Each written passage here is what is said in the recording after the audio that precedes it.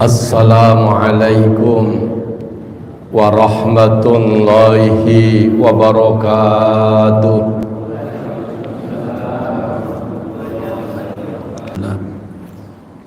Bapak dan Ibu hamba-hamba Allah yang dimuliakannya, silakan buka kitabnya halaman 21, hadis nomor 166 atau baris ke-6 dari atas. Halaman 21, hadis nomor 166 atau baris ke-6 dari atas. Bapak dan Ibu yang sudah mendapatkan hadisnya, mohon membantu kepada sesama jamaah yang belum mendapatkan hadisnya, halamannya, mengingat angka huruf-hurufnya relatif kecil. Asri'u bil janazati. Nabi Muhammad sallallahu alaihi wasallam bersabda,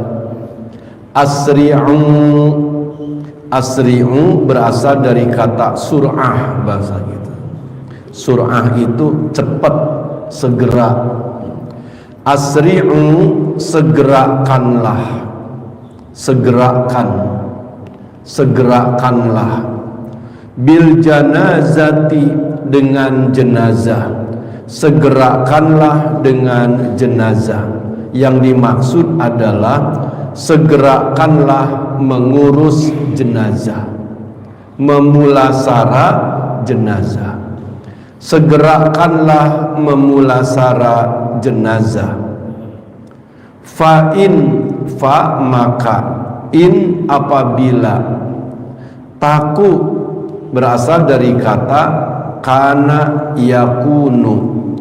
Jenazah muannas takunu, karena ada in jadi tinggal taku keadaannya.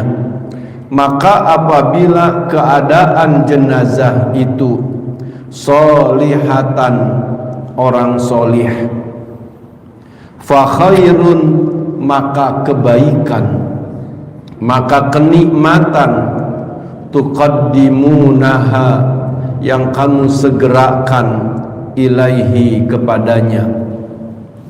Wa in, dan apabila, taku keadaan jenazah itu, siwa dzalika, tidak demikian, artinya bukan orang-orang soleh, fasyarrun, maka keburukan, arti asalnya syarrun adalah keburukan, diartikan maka kewajiban, Bapak, kewajiban, tanggung jawab.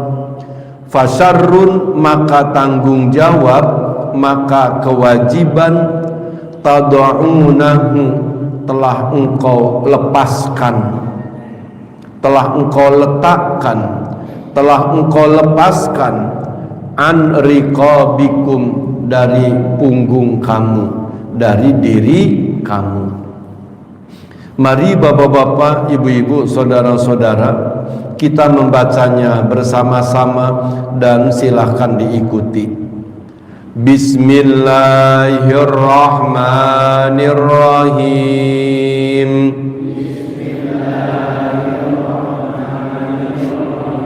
Asri'u, segerakanlah, bil janazati, mengurus jenazah. Fa in taku, bila keadaan jenazah itu solihatan, orang solih, fa khairun, maka kebaikan, tuqaddimunaha, engkau segerakan, ilaihi, kepadanya. Wa in, dan apabila, taku keadaan jenazah itu siwa dzalika, tidak demikian, fasyarrun, maka kewajiban, tad'unahu, telah engkau lepaskan, an riqabikum, dari diri kamu.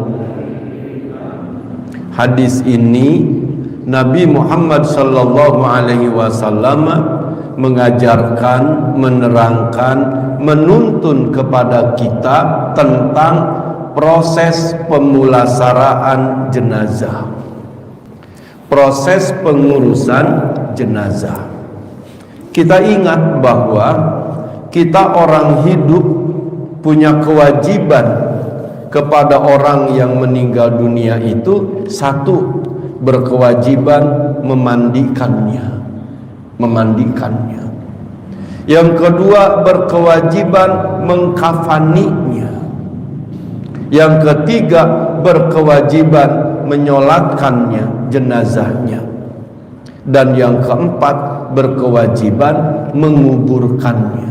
Nah, itulah memulasara jenazah itu. Satu, memandikan, yang kedua mengkafani, tiga mensolatkan, dan yang ketiga menguburkan.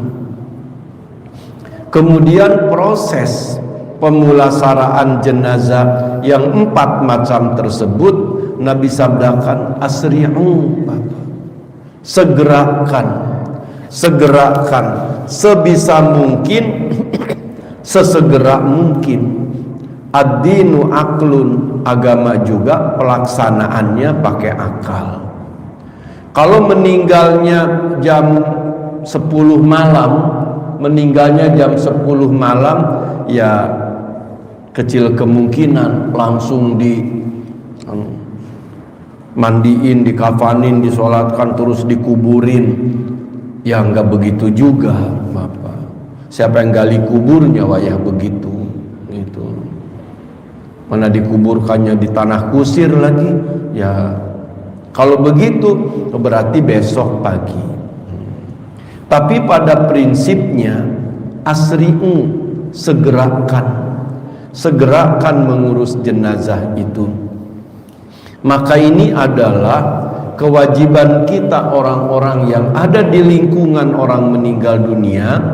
Kalau ada orang meninggal dunia itu, ada di antara kita warga itu yang tidak boleh juga langsung mengambil tindakan, keputusan, nggak boleh juga.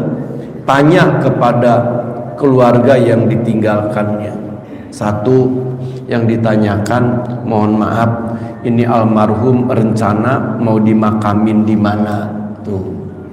Karena yang berhak menentukan pemakaman jenazah itu adalah keluarganya. Umpamanya, oh mau dimakamin di sini saja, oh berarti kita ngatur tuh. Ngatur. Yang dimaksud di sini tuh Bapak Ibu paham di mana di sini, gitu. Karena yang meninggal sekarang bukan nabi. Kalau nabi, para nabi dari nabi yang pertama sampai yang terakhir, nabi itu dia dimakamkan di tempat ia meninggal. Kalau nabi begitu, di tempat ia meninggal, disitulah dimakamkan. Nabi Musa alaihi salam, di situ dia meninggal, di situ dimakamkan. Termasuk Nabi Muhammad sallallahu alaihi wasallam dimakamkan di situ beliau meninggal dunia. Bapak dan Ibu yang pernah pergi haji atau umrah, ziarah, itu dulunya makam Rasulullah itu adalah rumah beliau. Beliau meninggal di rumahnya, dimakamkan di situ. Enggak jadi rumah lagi. Itu khusus Nabi. Kalau kita jangan ngikutin begitu. Nah, Bapak meninggal di rumah sakit, mau dimakamin di rumah sakit, ngegali di situ, sesuatu yang tidak mungkin.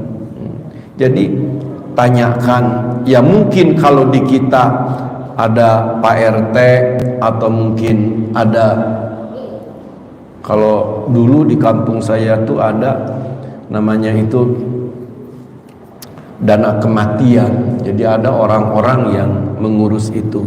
Ditanyakan, ini almarhum mau dimakamin di mana? Oh, dimakamin di sini aja, biasa kayak yang lain. Berarti itu panitia, sebut orang-orang yang mengurus itu langsung hubungin. Kalau di kita mah di sini menghubungi yang megang kunci makamnya, kemudian menghubungi yang suka gali kuburnya dan lain sebagainya. Kemudian juga langsung tuh para yang ngurus itu beli kain kafannya, nyuruh siapa, kayunya dan lain sebagainya. Itu saya sarankan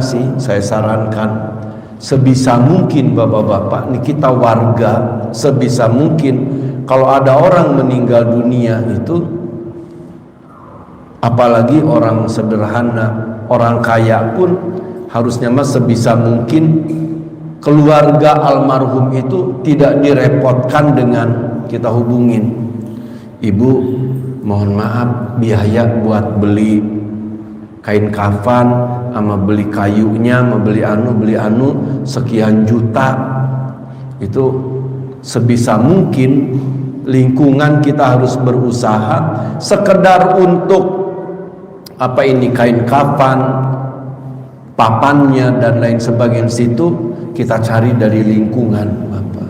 Kalau tidak ada uang dana kematian dari lingkungan itu, kita ya yang paham mungkin kalau di sini mah ananannya ya Pak Nanan langsung, Pak gimana nih, coba kita saweran urunan buat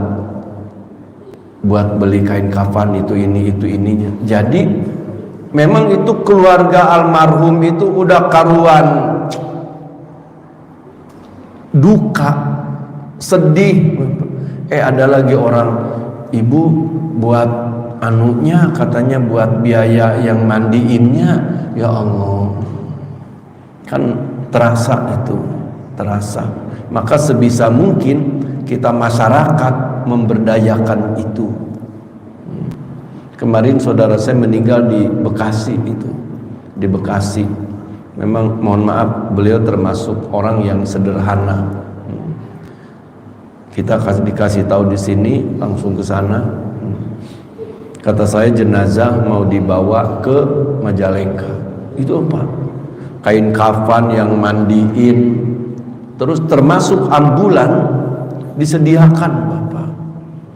Kata saya ambulannya kita udah siapkan dari Masjid Anu. Jadi gimana ini buat, ya namanya gimana Pak ini buat mandiinnya, buat biayanya, berapa biaya? Oh enggak Pak Haji, di sini katanya udah ada uang lingkungan untuk, Masya Allah. Itu terasa ringannya itu.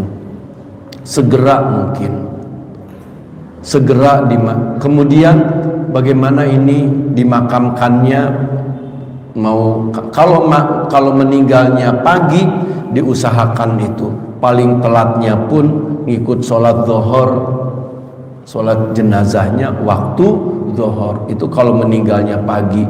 Menurut saya paling telatnya juga itu zuhur, paling telatnya. Sebelum zuhur udah bisa diselesaikan, itu lebih bagus Bapak, lebih bagus. Nabi sabdakan jenazah itu ada dua kemungkinan. Jenazah itu orang, kemungkinan ada dua kemungkinan. Kemungkinan pertama, jenazah itu orang baik-baik. Kemungkinan kedua, kita tidak tahu jenazah itu bukan orang baik-baik. Tapi baik yang jenazah orang baik-baik ataupun sebut saja orang yang tidak baik-baik, tetap Bapak segerakan pengurusannya. Kenapa demikian? Nabi bersabda, fa in taku solihatan, kalau jenazah itu orang baik-baik, dengan oleh kita disegerakan diantar ke pemakamannya sampai selesai dimakamkan, itu berarti kita menyegerakan dia menyegerakan jenazah untuk mendapatkan kenikmatan di sana. Segera, karena jenazah orang baik-baik sebelum dimakamkan, sebelum dikuburkan, dia tersiksa, Pak. Belum mendapatkan nikmat kuburnya. Untuk mendapatkan nikmat kubur, jenazah itu harus sudah ada di alam kuburnya. Kalau masih di dunia saja, sesungguhnya bahasa kitanya sih, jenazah yang baik-baik kalau nggak buru-buru dimakamin, marah dia, Pak. Cepetan. Nih, kayak bapak yang belum makan ini, lapar, pengen buru-buru pulang, Pak. Gitu. Maka orang baik-baik kalau nggak buru-buru dimakamin tuh dia marah, Pak. Kenapa demikian? Kalau belum dikuburkan dia nggak dapat nikmat kubur. Maka kalau orang baik-baik, jenazah orang soleh, kita segerakan dikuburkan dia, dimakamkan, berarti kita menyegerakan dia untuk segera buru-buru mendapatkan nikmat kubur. Masya Allah, seneng tuh, Pak.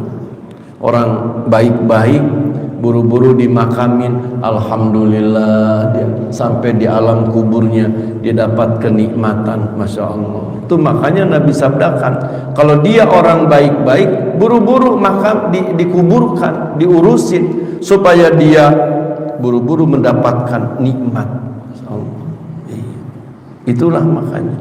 Yang kedua, kalau dia bukan orang baik-baik, kalau dia bukan orang baik-baik, ini Nabi orang yang sangat bijaksana.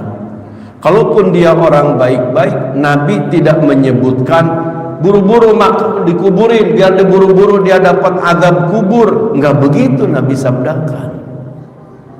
Wa in taku siwa dzalika, kalau orang itu tidak baik-baik, tetap segera kamu makamkan, kamu kuburkan, kamu urus. Fasyarrun tad'unahu an riqabikum, maka berarti kamu sudah segera melepaskan kewajiban kamu. Kalau sudah disolatin, dikirim ke pekuburan, dikubur, udah lepas kewajiban kita. Selama jenazah itu belum dikubur, belum disolatin, masih di rumah aja, ini orang-orang hidup sekitarnya itu jadi beban, Bapak. Pak RT aturan mau arisan keluarganya juga nelpon, aduh mohon maaf saya nggak bisa datang nih. Emang kenapa? Ini ada warga meninggal dunia. Jadi gimana? Ya meninggalnya sih tadi malam katanya. Udah di jam berapa nih? Terus ditanya tuh, Ibu, Bapak jam berapa mau dikuburinnya? Entar nunggu anaknya datang dari Jogja. Udah berangkat. Tadi katanya subuh berangkat. La ilaha illallah. Jam berapa sampai sini? Ujung-ujungnya Pak RT yang mau ada urusan kagak pergi, nggak enak sama itu. Karuan Pak RW nggak juga berangkat. Kata orang, Pak, jadi gimana? Kita berangkat. Abah, aku nggak enak ninggalin ini orang. Itu kan jadi orang-orang jadi terhambat, Bapak, karena belum menyelesaikan kewajibannya. Kalau udah dimakamkan, udah dikuburkan, tuh yang mau berangkat yang apa-apa. Masya Allah. Inilah. Maka ini jadi pelajaran bagi kita, bapak-bapak. Jadi pelajaran bagi kita. Kalau kita memang tinggal di sini, terus ada keluarga di kampung apa di mana meninggal dunia, dan kita pulang ke kampung, almarhum sudah dimakamkan. Jangan marah, Bapak. Jangan marah. Jangan marah. Jangan sampai ngomel-ngomel. Gimana sih? Saya nggak dihargain banget. Saya ponakannya, masa paman saya meninggal sampai saya nggak lihat dulu? Nggak boleh begitu. Nggak boleh marah-marah. Kalau kita sampai datang ke kampung, ke tempat orang saudara kita meninggal dunia, mungkin abang kita, mungkin adik kita, kata istrinya, kata anak-anaknya, "Om, mohon maaf ya, Bapak tadi langsung diurusin karena memang warga di sini biasanya begitu, ada orang meninggal dunia langsung diberesin." Kata kita apa? Bener begitu toh. Alhamdulillahirabbil alamin. Bagus begitu, biar ayah kamu segera mendapatkan nikmat kubur. Tuh enak begitu, enak. Ya Allah, ada yang ngomel-ngomel, gimana sih bapak saya meninggal kok nggak nungguin saya, kan saya anaknya. Aduh, ngomel-ngomel bapak. Terus di ujungnya karena ngomel-ngomel begitu dijawab sama encingnya, adek dari bapaknya yang meninggal dunia itu. Dia ngomong, "Kamu," katanya, "bapak kamu meninggal, kamu telat datang, kamu ngomel-ngomel. Bapak kamu stroke 3 tahun, sakit, kamu kagak nengok, kagak apa. Bapak kamu di rumah sakit, kamu gak datang. Sekarang udah mati, dimakamin, kamu ngomel-ngomel. Anak macam apaan kamu? Kamu ngaji di mana?" "Enggak, Cing." "Makanya ngaji tuh." Panjang deh urusan. Menancingnya orang kebun jeruk, Pak. Waduh, mingkinan itu. Jadi ini pelajaran bagi kita. Kalau kita ada keluarga meninggal dunia, terus kita datang ke sana, udah beres dimakamin, udah beres dikubur, jangan marah-marah. Karena mereka berbuat sesuai dengan sunnah perintah dari Rasulullah Sallallahu Alaihi Wasallam. Itu jadi segera ini menyegerakan mengubur, memulasari jenazah itu adalah satu di antara 4 perkara yang harus segera dikerjakan. Ada 4 perkara yang harus segera kita kerjakan, jangan ditunda-tunda, Bapak. Ini 4 perkara yang harus disegerakan itu. Yang pertama, 4 perkara yang harus disegerakan itu yang bab ini, mengurus jenazah. Asri'u bil janazati, segerakan mengurus jenazah. Itu yang pertama. Yang kedua, perbuatan yang harus segera kita kerjakan itu yaitu apa? Sholat 5 waktu. Sholat 5 waktu jangan ditunda-tunda. Ajilu bis sholati, segerakan sholat. Segerakan itu tuh segera sholatnya, bukan buru-buru pengen cepat selesai. Segerakan sholat, segerakan gitu. Maka bagus di sini nih, adzan segera sholat. Ada di tempat lain saya juga aneh kenapa begitu. Jadi zuhur itu biasa, sebut saja ini biar gampang ngucapnya Bapak ya. Zuhur jam 12 adzan Pak, Allahu Akbar, Allahu Akbar. Tapi dia udah adzan aja pulang Pak. Kenapa demikian? Qomatnya nanti jam 1 baru sholat berjamaah. Ini kumaha. Jadi kita sholat duluan tuh yang nggak ada jamaah Pak. Jamaahnya pada datang jam 1. La ilaha illallah. Kata saya, kenapa di sini begitu? Ini asal usulnya masyarakat di sini tuh masyarakat petani, masyarakat petani. Mohon maaf, orang di kampung Kulimacul itu sampai adzan zuhur. Kalau udah adzan zuhur baru tuh berhenti maculnya, pulang Pak. Maka kata beliau, kalau kita habis adzan terus sholat sunnah qobliyah terus qomat, nih jamaah yang pada macul-macul nggak kebagian Pak. Jadi oleh bahasa kitanya kiai setempat, udah adzan aja dulu, ngasih tahu waktu sholat udah masuk, qomatnya jam 1 Pak.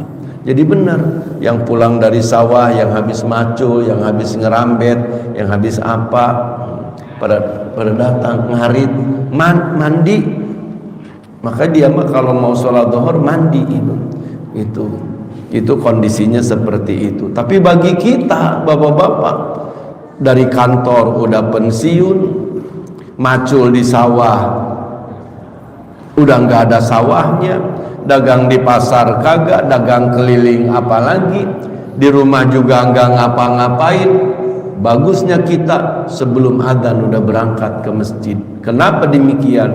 Yang kedua yang harus kita segerakan mengerjakannya adalah sholat. Satu, ngurus jenazah, segerakan. Yang kedua, segerakan itu adalah sholat 5 waktu. Yang ketiga yang harus disegerakan apa Bapak Ibu? Bayar utang. Bayar utang. Segerakan itu Pak. Kalau sudah ada duitnya, ada kemampuan untuk bayar utang, buru-buru segerakan. Segerakan. Ini sih saya bukan bantuin PLN, ini dalam rangka menyegerakan bayar utang. Bapak, ibu-ibu, saudara-saudara, emang sih bayar listrik itu yang prabayar maksimalnya tanggal 20. Tapi kalau udah ada rezekinya tanggal 1, tanggal 2, buru-buru bayar Pak. Plong itu. Jangan entar baru tanggal 2, entar ujung-ujungnya lupa. Udah tanggal 25 kita belum bayar listrik, harus ke kreo Pak, orang peninggilan mah. Enggak bisa dia. Tuh makanya bayar utang disegerakan kalau sudah ada rizkinya. Emang kita yang punya utang itu suka dihinggapi setan. Kita yang punya utang suka dihinggapi setan. Dihinggapinya bagaimana? Biar kata udah punya uangnya buat bayar, udah punya duit buat bayar, kita suka ntar aja dah. Orang dia mah baik, nggak bakalan nagih, ntar aja bayarnya. Tuh pengaruh setan.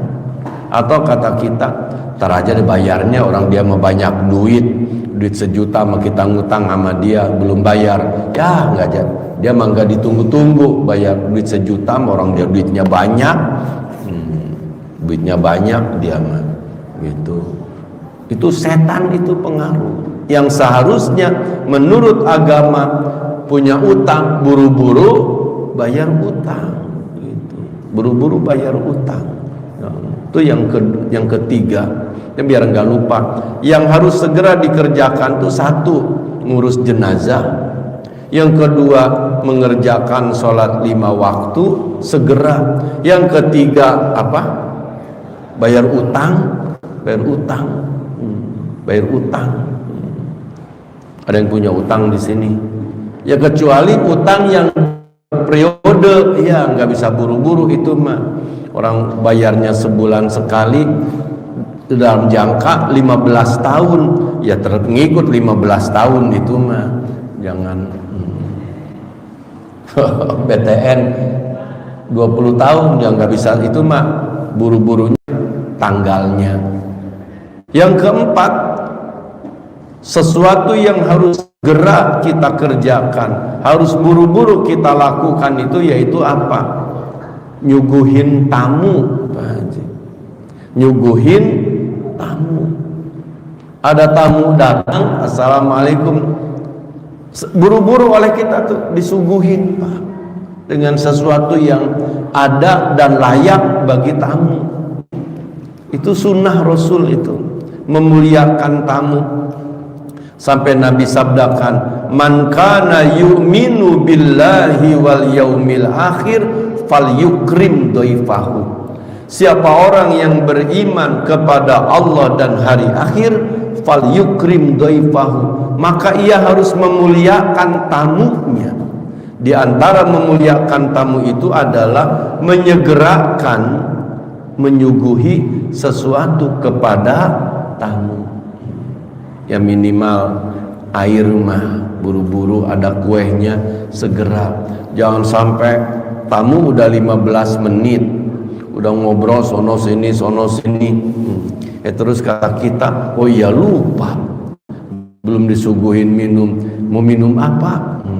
Mau minum teh, kopi atau apa? Kata tamu kita, enggak mau pulang, orang udah lama tuh. Orang udah lama, ya Allah, nggak boleh begitu tuh, nggak boleh begitu. Jadi kalau tamu datang segera disuguhin, segera. Bahkan sekarang makan zaman sudah berkembang beda. Usahakan di meja tamu tuh, di meja tamu Bapak, ya gelas air mineral ya siapin sehingga tamu datang tinggal atau biskuit, makanan-makanan ringan ya selalu standby itu di meja tamu. Yang nggak pada punya cucu, tapi kalau banyak cucu mah, kalau cucu banyak mah nggak bisa begitu. Iya. Saya aja baru belajar punya cucu saya baru 7. Itu kalau lagi ngumpul ya udah jatah tamu habis udah ya Allah, ya biarin, namanya juga sama orang lain pengen. Jadi yang disegerakan itu, 1 ngurus jenazah, 2 bayar utang, 3 nyuguhin tamu, yang keempat sholat 5 waktu. Kalau udah masuk waktu isya, kita melaksanakan sholat isya insya Allah. Jangan sampai lah Ustaz neranginnya doang begitu, ini udah adzan isya masih saja, padahal jamaah udah ngumpulin kitabnya, udah ngumpulin, kagak paham banget. Jadi itulah Bapak, mudah-mudahan ini apa yang diajarkan Rasulullah bisa kita amalkan dalam kehidupan sehari-hari. Amin ya rabbal alamin. Berkah buat kita semuanya. Afwan minkum. Wassalamualaikum warahmatullahi wabarakatuh.